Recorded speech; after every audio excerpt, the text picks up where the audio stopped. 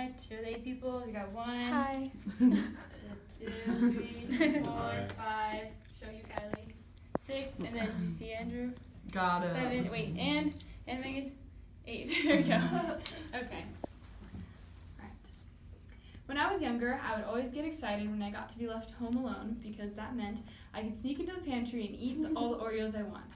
And to this day, when I go home to visit, I get that same feeling of excitement when my mom leaves the house and I get to eat whatever treat I want. This is usually followed by the realization that I am an adult, I can make my own decisions, and I actually don't care to eat any of the treats.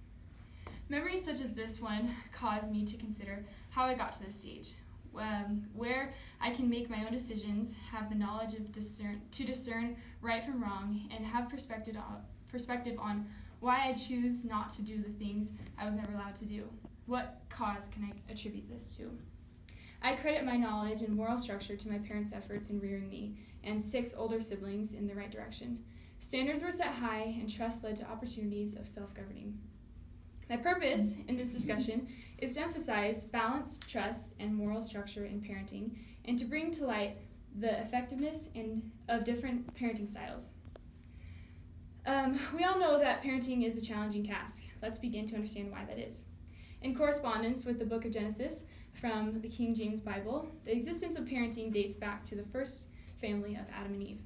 Previous to being cast out and sentenced to mortality, Adam and Eve dwelled with God in the Garden of Eden, where they were taught the gospel. They made a valiant effort in teaching their children the gospel and directing them on the path of righteousness. Despite Adam and Eve's efforts, their wayward son, Cain, rebelled against their teachings and fell upon the temptations of Satan. Cain eventually killed his brother, Abel, and when asked by the Lord the whereabouts of his brother, Cain proclaimed, "I know not. Am I my brother's keeper?" This mocking nature of Cain's attitude and rebellion is a familiar response many parents encounter continuously despite their ever-loving efforts. Difficulty in parenting lies in the very nature of child development.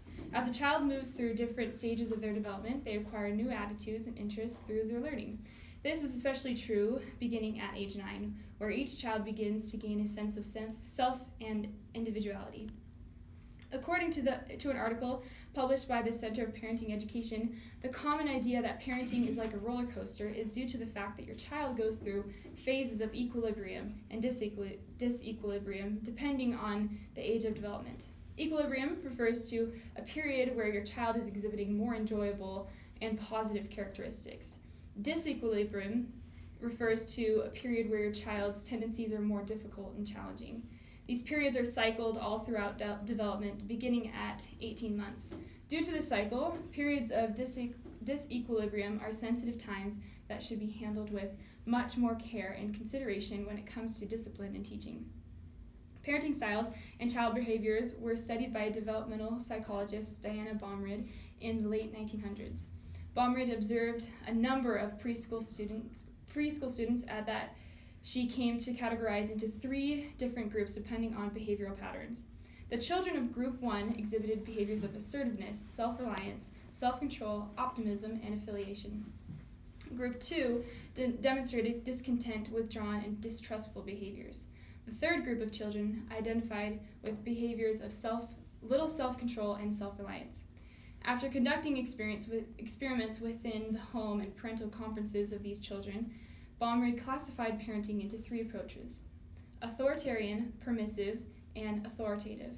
She based these classifications on levels of responsiveness and demandingness.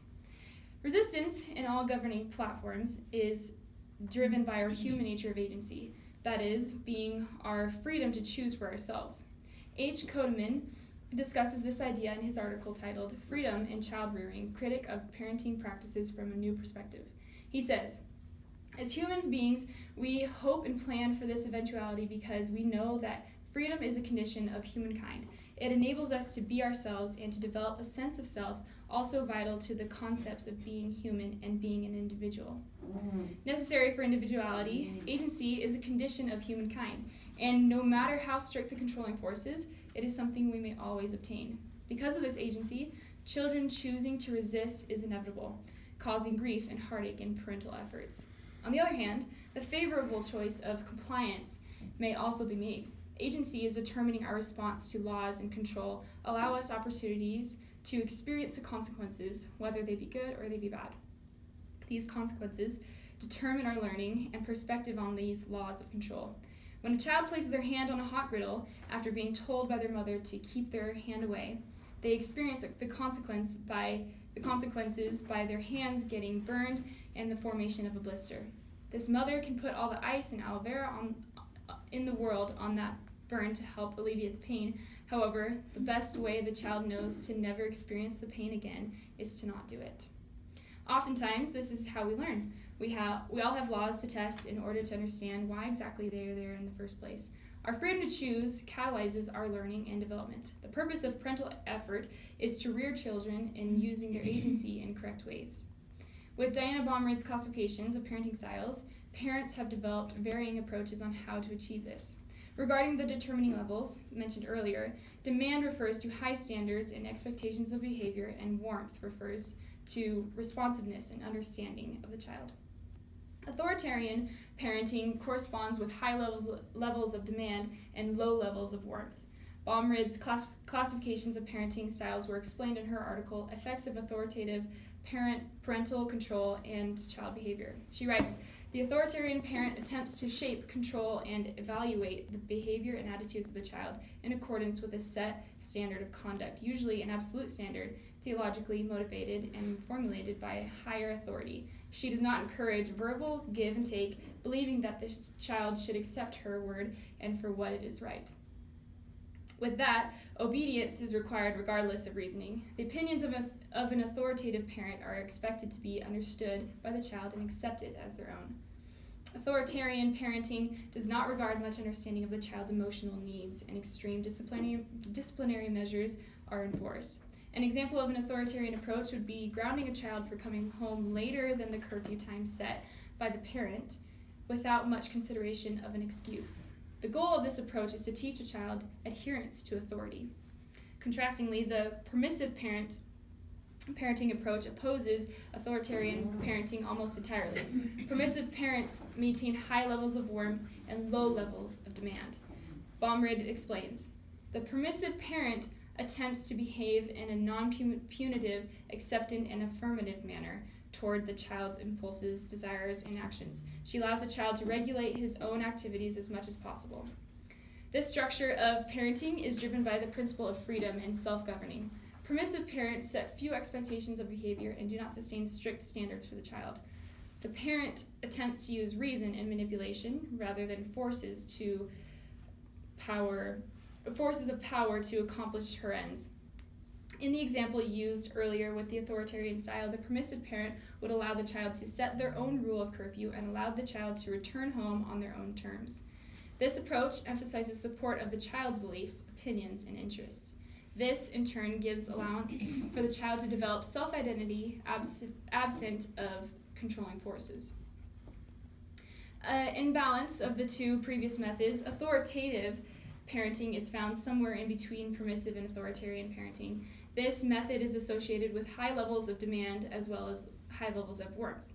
According to Diana Baumridd, authoritative parents set clear standards and expectations of moral behavior, however, match this high demand with supportive attitudes and emphasis on the child's agency. She states, the authoritative parent attempts to direct the child's activities in a rational, issue-oriented manner. She encourages verbal give and take, shares with the child the reasoning behind her policy, and solicits his objections when he refuses to conform. This allows room for supportive understanding and disciplinary measures. Using the curfew example again, authoritative parents might reason with the child in setting a curfew time and exercise their understanding of the excuse for being late. The emphasis of authoritative parenting is to teach the child to be assertive, responsible, self-reliant, and cooperative. Consequently, with each different approach comes correlating behavioral patterns in children. These patterns and results were summarized in an overview of Baumridd's studies published by developmentalpsychology.org. It was found that efforts heavily weighted on one side of the warmth and demand spectrum are met with unfavorable responses. The pressure and strict nature of authoritarian parents cause children to react poorly to frustration. This often includes withdrawn and anxious behaviors in the child and ultimately an unhappy disposition. On the contrast, the non-invasive nature of a permissive parent is cause for rigidity or inadaptability of the child. When challenged by an opposing force, defiant behaviors are exhibited by the child due to the lack of emotional regulation. It was found that the children of authoritative parents tend to exhibit lively, happy attitudes about life overall, demonstrating confidence in their social skills, emotional stability, and potential when their mastery is challenged. Often, authoritative methods highlight the less dominant gender traits in the child, such as independence in girls and sensitivity in boys. Personally, I have never been one to believe in extremes. In fact, I try to live a motto, a healthy life is a life of moderation in all things. In this sense, I do not consider imbalanced parental efforts to be healthy either. I would argue that parents who balance their influence with freedom and structure have a greater opportunity of yielding positive behaviors in the child. The patterns of child behavior correlating with the authoritative approach is evidence to this. As a conclusion of her studies, Diana Baumrind developed a parenting model after the authoritative approach.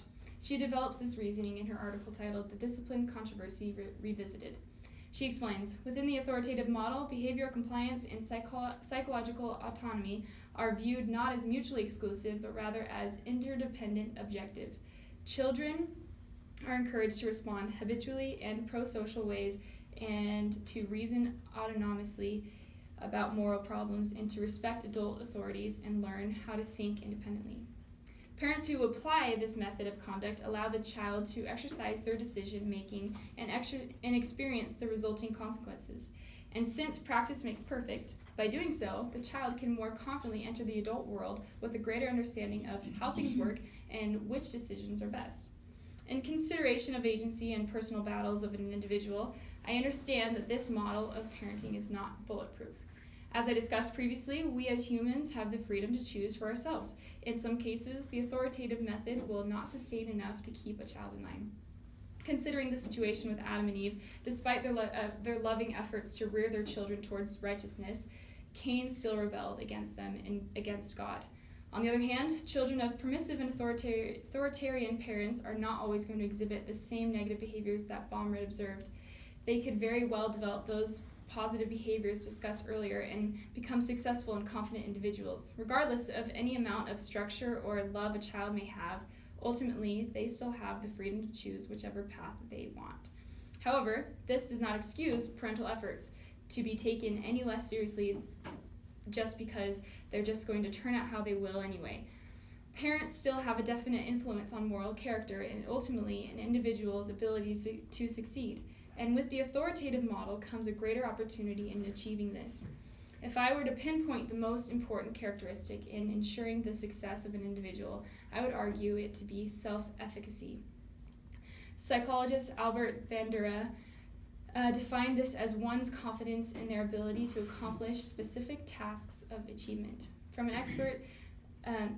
excerpt published by the American Psychological Association, it says, self-efficacy reflects confidence in the ability to exert control over one's own motivation, behavior, and social environment.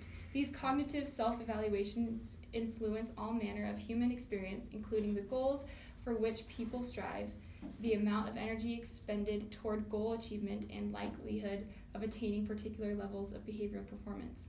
Opportunities would not be likely taken if one lacks confidence in their abilities.